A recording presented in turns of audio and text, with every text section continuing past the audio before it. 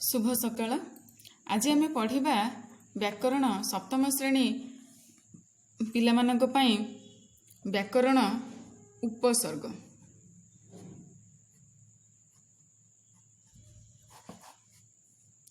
सप्तम श्रेणी पिलामानंक पई पढ़ा आम व्याकरण उपसर्ग।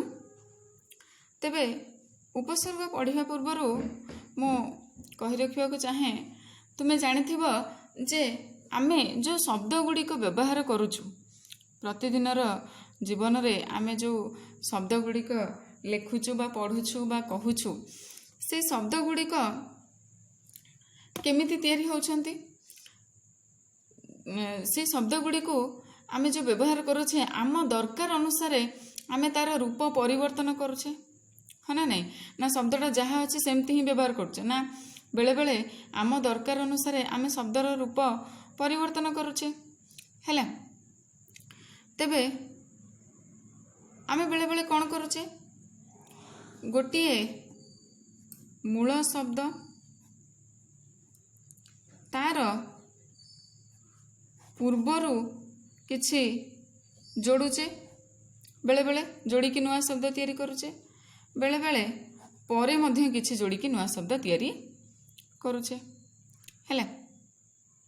एभली भाव में आम नुआ नुआ शब्द तैयारी करुचे केमिति धर आमे बेले बेले कौन करुचे ना मूल शब्दर पूर्वरु किछि शब्दांश जोड़ुचे एवं मूल शब्दर परे मध्य बेले बेले किछि शब्दांश जोड़ुचे हैला। जेमती मु उदाहरण देबी सम्मान गोटे शब्द होची मूल शब्दटे सम्मान हैला। आमे कौन करुचे ना बेले बेले ता पूर्वरु आमे अ लगे दउचे एवं परे मध्य ता लगे पारुचे ताले एटा मिसी गले कौन होची असमानता हैला। नुआ शब्द आमे तैयारी करुचे हैला ता माने मूल शब्दर पूर्वर बेले बेले आमे शब्दांश लगाउचे बेले बेले परे लगाउचे बेले बेले उभय पटे भी लगाउचे पूर्वर लगाउचे परे भी लगाउचे हैला। ए जो शब्दांश आमे जोड़ुचे जोड़िला परे कौन होउची गोटे नुआ शब्दटे तैयारी होउची हैला। ए जो नुआ शब्दटे तैयारी होउची आमे बुझिबा दरकार जे जो नुआ शब्दटे तैयारी होउची मन इच्छा जेकोसी शब्द रे जहाँ गोटे लगे देले नुआ शब्दटे तैयारी हुए नाही हैला। जेमिति धर मु कहबी सम्मान थिला मु ता पूर्वर गोटे प लगे देबी सेटा हे जिवो कोन ना पसमान हैला। एमती हबो कि एटा नुआ शब्द किंतु यार किछि अर्थ अछि कि ना यार कोनोसी अर्थ नाही हैला। ताले एमिति मन इच्छा जोड़ा जाए नाही मन इच्छा जोड़ा जाए नाही हैला। ताले आमे एमिति गोटे शब्दांश जोड़ू जहाँ को जोड़िला परे नुआ शब्दटी सार्थक होइथाय नुआ शब्दटी कौन होइथाय सार्थक शब्द होइथाय सार्थक शब्द नुआ शब्दटी सार्थक होइथाय अर्थात नुआ शब्दटी जो तैयारी होबो तार मध्य गोटे अर्थ थिबा दरकार मन इच्छा आमे गोटे शब्दर पूर्वर जहाँ ना ताहा जोड़ी दे कि नुआ शब्दटे तैयारी करदेबा सेमती हुएनी हैला। जेमती मैं सम्मान पूर्वर प लगे देले पसमान कर देले एटा गोटे शब्द हला कि नुआ शब्द ना कारण यार कोनोसी अर्थ नाही हैला। आमे जानिचे शब्द होचे कोन वर्ण मानकर सार्थक मिलन वर्ण माने मिसी गला परे तार जदि अर्थ प्रकाश हला सेटा गोटे शब्द ता माने ए जो शब्दटा आमे लेखिले तार किछि अर्थ नाही तेणु एटा गोटे शब्द नुहे सार्थक शब्द नुहे तेणु याकू आमे तेणु एटा मन इच्छा मिसई देले हबनी हैला। ताहेले आमे कौन करू नुआ शब्द तैयारी करिया पई बेले बेले शब्दर पूर्वरु किछि अंश जोड़ू बेले बेले परे किछि अंश जोड़ू हैला। ए जो पूर्वरु जो अंशटी जोड़ू ताकू आमे कहूचु उपसर्ग ताकू आमे कौन कहूचु उपसर्ग एवं परे जो अंशटी जोड़ू ताकू आमे कहू प्रत्यय ताकू कौन कहू आमे प्रत्यय हैला।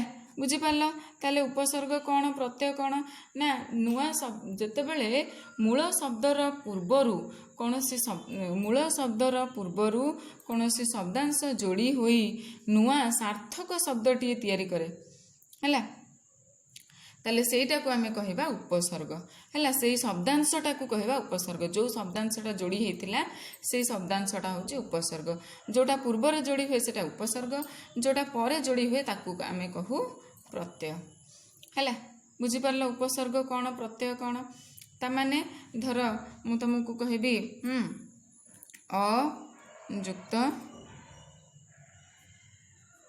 गणित समान अगणित हैला ता माने एई अटा होची गोटे कौन एई अटा होची गोटे उपसर्ग कारण मूल शब्दर पूर्वर लगी शब्दांश मूल शब्दर पूर्वर कौन सी शब्दांश जोड़ी होई जेतेबेले नुआ सार्थक शब्दटी तैयारी हुए से शब्दांशटी को कहती उपसर्ग बुझिपार उपसर्ग कौन ताले उपसर्ग होची कौन ना जेतेबेले मूल शब्दर पूर्वर कौन सी शब्दांश जोड़ी होई नुआ सार्थक शब्दटी तैयारी हुए मन इच्छा एमती तैयारी हेले हबनी हैला नुआ सार्थक शब्दटी तैयारी हुए ताले सेतेबेले सेही शब्दांशटी को कह उपसर्ग एई पटा उपसर्ग नुहे हैला कारण एटा या सहित जोड़ी हैला परे यार कोनोसी अर्थ प्रकाश हेउ नाही हैला तेणु एटा गोटे उपसर्ग नुहे मन इच्छा जहाँ जोड़ी देले ता उपसर्ग हेबो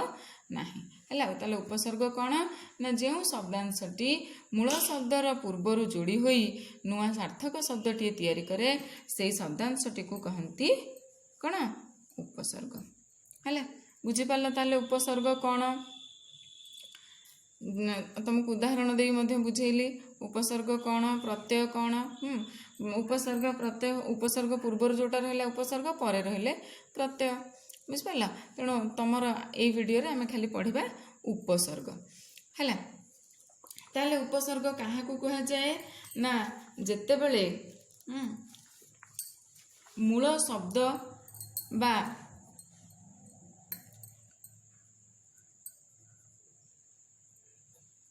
मूल शब्द बा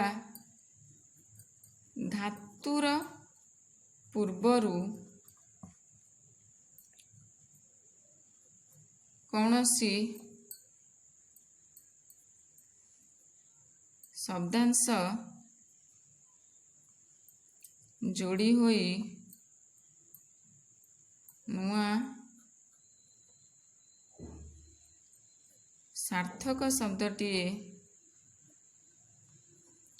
तैयारी हेले सही शब्दांशटी को कौन उपसर्ग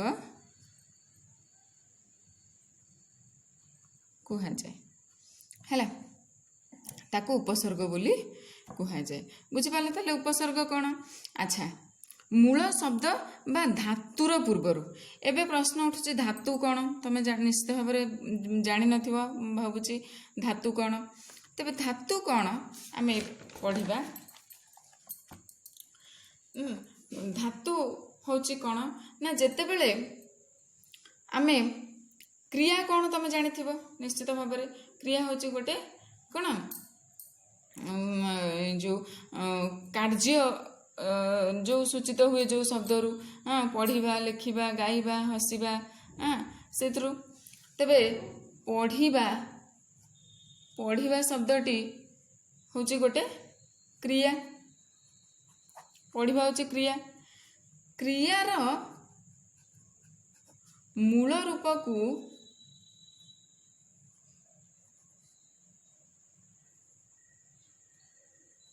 कहा जाए धातु है क्रियार मूल रूप को कह जाए धातु है क्रियार मूल रूप कौन पढ़िबा होची गोटे क्रिया यार मूल रूपटा आम केमती बाहर करवा देख मु तुमको आरंभ कही शब्द को आम आम दरकार अनुसार तार रूप परिवर्तन करूँ पढ़ा को आम पढ़ा को बेले बेले पढ़िला लेखु बेले बेले पढ़े लेखु बेले बेले पढ़ू लेखु एमती आम दरकार आम जहाँ अनुसार आमर जमती दरकार तार रूप आम से अनुसार तार रूप बदल था हाँ ना। अच्छा पढ़ा को देखिए भांगिल कौन हम प जुक्त अ जुक्त ढ जुक्त इ जुक्त ब जुक्त आ है ना नहीं। पढ़ला को भांगिले प जुक्त अ जुक्त ढ जुक्त इ जुक्त ल जुक्त आ पढ़ला। पढ़े प जुक्त अ जुक्त ढ जुक्त ए है ना नहीं। पढ़ू प जुक्त अ जुक्त ढ जुक्त उ पढ़ू है ना नहीं। तेबे ये भाव में रूप परिवर्तन करथाउ। तेबे मत लक्ष्य करी कुह ए सबुगुड़ा जगार जो यार रूप बदली तर एमती गोटे अंश अच्छी जोटा केबे बदलिनी कोटा सेटा ना सेटा होची पढ़ हाँ ना ये अच्छी ए हो गला उ हो गला किंतु एगुड़ा केबे बदली नाही तमाने एटा होची क्रियार मूल रूप जोटा केबे बदलुनी मूल रूप माने जोटा केबे बदलुनी हैला। ताहले पढ़िबा क्रियार मूल रूप एठी कोन बाहरला पढ़ हैला। पढ़ होची तार धातु हैला।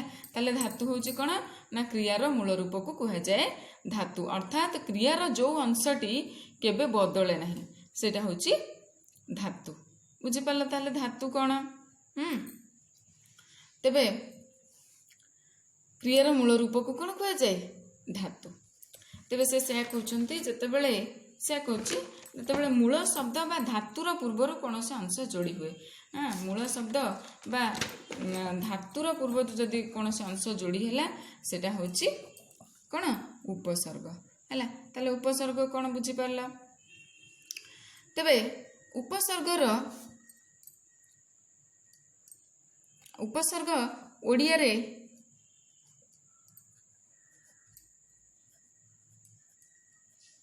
उपसर्ग कौन कौन रही समुदाय 20टी उपसर्ग रही तमें ताकू घोषिकी मन रख 20टी उपसर्ग कौन ना प्र परा अप सम नि अधि सु निर उत परि प्रति अब अनु दूर बि अभि अति अपि उप आ एभली 20टी उपसर्ग रही सबुड़ा उपसर्ग को तमें मने रखिब हैला।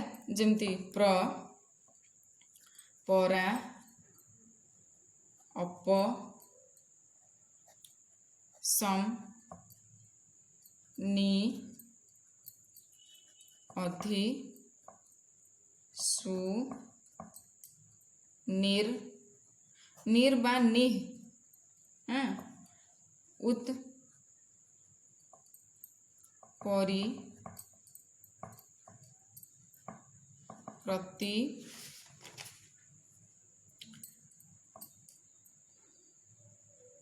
अब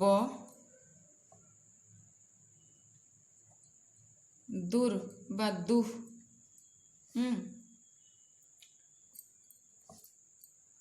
बी अभि अति अपि उप आ है एभली 20टी उपसर्ग समुदाय ओडिया भाषा रे रही ए उपसर्ग मानक जोड़िकी अनेक नुआ शब्द ए उपसर्ग गुड़ी को जोड़िकी अनेक नुआ शब्द तैयारी है जमती प्रु कौन कौन सब प्रु प्रभाव प्रकृष्ट है प्रक्रिया ये शब्द तैयारी नुआ नुआ परा परारु कौन पराकाष्ठा पराकाष्ठा पराक्रम पराजय है परा सॉरी परा ଅପ, ଅପରୁ କ'ଣ ହେଇଛି ନା ଅପବାଦ, ଅପବାଦ, ଅପରୁ ଅପଳାପ, ଅପଳାପ, ଅପମାନ, ବୁଝିଲା। ସେମିତି ସମ୍, ସମ୍ରୁ କ'ଣ ହେଇଛି ନା ସମ୍ରୁ ସମ୍ଭାଷଣ, ସଂଯୁକ୍ତ ଭାଷଣ, ସମ୍ଭାଷଣ, ବା ଏମିତି ଆମେ ଆକୁ ଏମିତି ବି ଲେଖିପାରିବା ସମ୍ଭାଷଣ, ସମ୍ପର୍କ,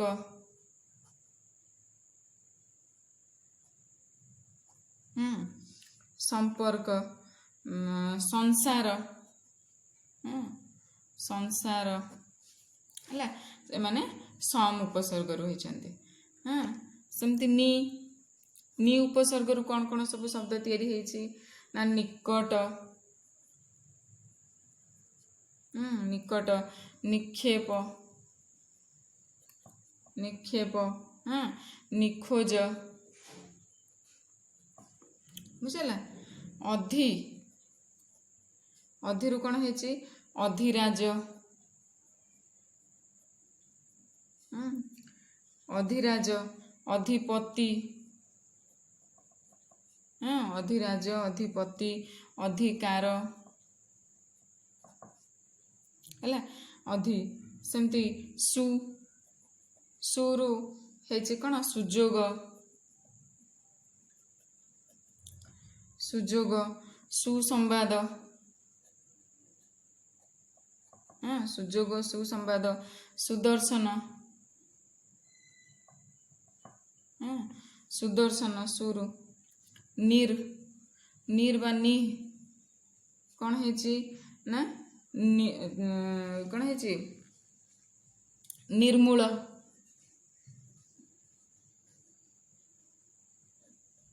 ନିର୍ମୂଳ, ନିର୍ଜଳ, ନିର୍ଯୁକ୍ତ ଜଳ, ନିର୍ଜଳ, ନିର୍ଲଜ, ନିର୍ଲଜ। ସେମିତି ଉତ୍ରୁ କ'ଣ ହେଇଛି ଉତ୍କ୍ଷିପ୍ତ,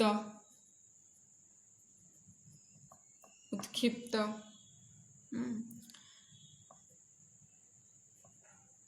ଉନ୍ନତ, ଉତ୍ଯୁକ୍ତ ନତ, ଉନ୍ନତ, ଉତ୍କଳ, ଉତ୍ରୁ ହେଇଛନ୍ତି। ସେମିତି ପରିରୁ କ'ଣ ପରିଚ୍ଛେଦ, ପରିଚ୍ଛେଦ, ପରିଣୟ, ପରିଣୟ, ପରିଣତି, ପରିରୁ। ସେମିତି ପ୍ରତିରୁ କ'ଣ ସବୁ ଶବ୍ଦ ତିଆରି ହେଇଛନ୍ତି ନା ପ୍ରତିହିଂସା, ପ୍ରତିହିଂସା, ପ୍ରତିଦାନ, ପ୍ରତିବେଶୀ, ପ୍ରତିବେଶୀ ମାନେ କ'ଣ ଯେଉଁମାନେ ବିଦେଶରେ ରହନ୍ତି, ଆମ ଦେଶରୁ ଯାଇକି ବାହାରେ ରହୁଛନ୍ତି ସେମାନଙ୍କୁ କହନ୍ତି ପ୍ରତିବେଶୀ। ଅବରୁ କ'ଣ ସବୁ ଶବ୍ଦ ହେଇଛି ନା ଅବଗତି, ଅବଗତି, ଅବଧାରଣା, ଅବଧାରଣା, ଅବଜ୍ଞା, ଅବଜ୍ଞା। ସେମିତି ଅନୁରୁ କ'ଣ ହେଇଛି ଅନୁଜ, ଅନୁଜ, ଅନୁତାପ, ଅନୁତାପ, ଅନୁଧାବନ, ପଛରେ ଦୌଡ଼ିବା, ଅନୁଧାବନ, ଦୂର ବା ଦୂରରୁ କ'ଣ ହେଇଛି ନା ଦୁର୍ଭାଗ୍ୟ, ଦୁର୍ଭାଗ୍ୟ, ଦୁର୍ଗନ୍ଧ, ଦୁର୍ଗନ୍ଧ, ଦୁର୍ଜନ, ହେଲା। এইଭଳି ଭାବରେ ନୂଆ ଶବ୍ଦ ତିଆରି ହେଇଛି ଉପସର୍ଗ ଲାଗିକି। ତାହେଲେ ଉପସର୍ଗ କ'ଣ ନା ମୂଳ ଶବ୍ଦର ପୂର୍ବରୁ ଯେଉଁ ଶବ୍ଦାଂଶ ଲାଗେ ସେଟା ହେଉଛି ଉପସର୍ଗ ହେଲା। ସେମିତି ବି କ'ଣ ବିରୁ କ'ଣ ବିଖ୍ୟାତ ବିଯୁକ୍ତ ଖ୍ୟାତ ବିଶୁଦ୍ଧ ବିଜ୍ଞାନ ହେଲା। ଏଭଳି ଭାବରେ ନୂଆ ଶବ୍ଦ ସବୁ ତିଆରି ହୋଇଛି। ସେମିତି ଅଭିରୁ କ'ଣ ନା ଅଭିସାର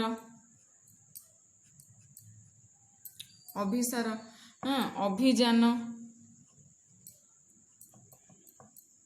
ଅଭିସାର ଅଭିଯାନ ଅଭିଜାତ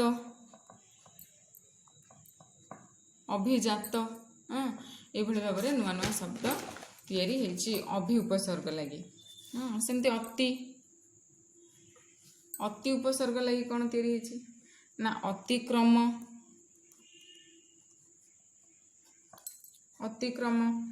ଅତ୍ୟୁକ୍ତି ଅତିଯୁକ୍ତ ଉକ୍ତି ଅତ୍ୟୁକ୍ତି ଅତୀତ ଅତୀତ।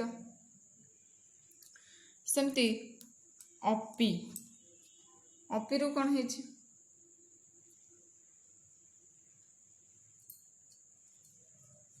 ଅପି ପ୍ରକୃତରେ ଅପିଧାନ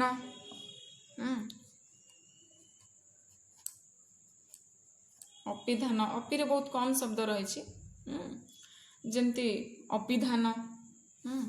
ସେମିତି ଉପରେ କ'ଣ କ'ଣ ସବୁ ରହିଛି ଉପକୂଳ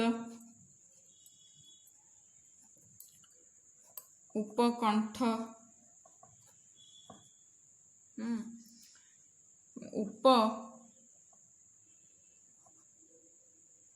ବନ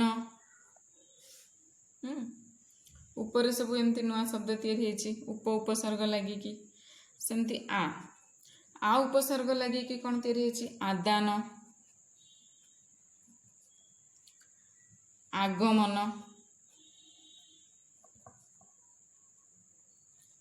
ଆମରଣ। ଏଇଭଳି ଭାବରେ ଏଇ 20ଟି ଯାକ ଉପସର୍ଗରୁ କିଭଳି ଭାବରେ ନୂଆ ନୂଆ ଶବ୍ଦ ସବୁ ତିଆରି ହେଇଛି ତା ଆମେ ଜାଣିଲେ। ଏବଂ ଉପସର୍ଗ କ'ଣ ନା ଉପସର୍ଗ ହେଉଛି କ'ଣ ମୂଳ ଶବ୍ଦର ପୂର୍ବରୁ ଯେଉଁ ଶବ୍ଦାଂଶଟି ଲାଗେ ସେଇଟା ହେଉଛି ଉପସର୍ଗ। ଉପସର୍ଗ ତାହେଲେ କ'ଣ ନା ମୂଳ ଶବ୍ଦର ପୂର୍ବରୁ ଯେଉଁ ଶବ୍ଦାଂଶଟା ଲାଗେ ସେଇଟା ହେଉଛି ଉପସର୍ଗ। ଉପସର୍ଗ ତାହେଲେ ବୁଝିପାରିଲା। ତେବେ ଉପସର୍ଗ ସମୁଦାୟ ରହିଛି କେତୋଟି 20ଟି ଉପସର୍ଗ ରହିଛି। 20ଟି ଯାକ ଉପସର୍ଗ ମୁଁ ଆଶା କରୁଛି ତମାନେ ବୁଝିପାରିଥିବ ଏବଂ ଉପସର୍ଗରେ ଆଉ କିଛି ଅଧିକା ନାହିଁ ତୁମ ଲେବୁଲରେ ସପ୍ତମ ଶ୍ରେଣୀ ପାଇଁ ଏତିକି ଯଥେଷ୍ଟ।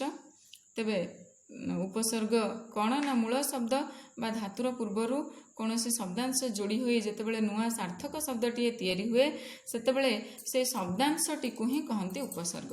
ଏଇ ଯେଉଁ ଶବ୍ଦାଂଶଟା ମୂଳ ଶବ୍ଦର ପୂର୍ବରୁ ଯୋଡ଼ି ହୋଇଥାଏ ତାକୁ କହନ୍ତି ଉପସର୍ଗ ହେଲା।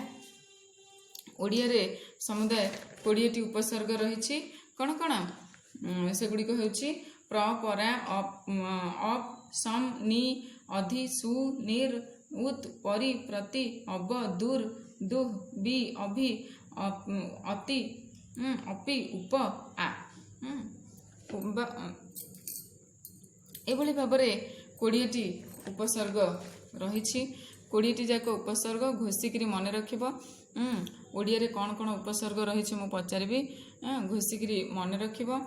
କ'ଣ କ'ଣ ନା ପ୍ର ପରା ଅପ ସମ୍ ନି ଅଧି ସୁ ନିର୍ ନିଃ ହେଉଛି ଗୋଟେ ଉତ୍ ପରି ପ୍ରତି ଅବ ଦୁର୍ ଦୁଃ ହେଉଛି ଗୋଟେ ବି ଅଭି ଅତି ଅପି ଉପ ଆ।